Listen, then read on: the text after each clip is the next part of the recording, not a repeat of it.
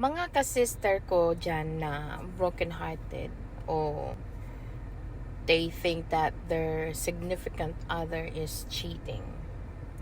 May sasabihin lang po ako para sa atin.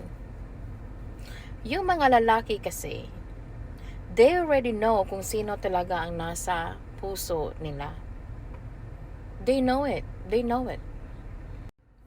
Ayaw lang nilang sabihin sa inyo. Oo, maganda ka. Matalino. May magandang trabaho.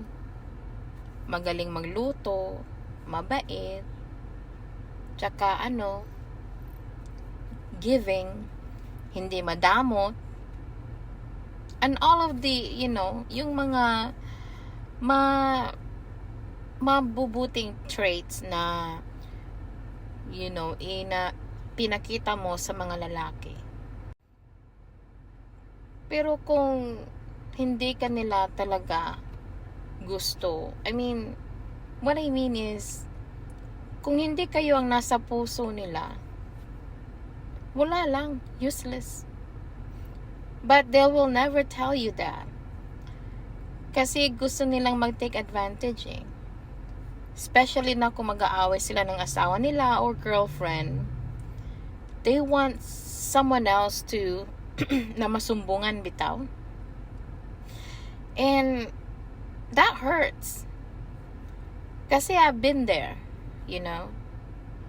But I want you to know that you are very strong. Huwag kang magpapaloko again sa kanila. Maraming lalaki dyan para sa iyo. Especially na pag yung lalaki na may asawa na pala. Asawa, married. Hindi yung nag-live-in lang kasi may mga anak kayo. That's what I mean na asawa. Huwag po kayong pauto. Kasi hindi na yan magtatagal eh. Maganda ka. Kaya mo yan. Kaya mo. Proud ako sa'yo.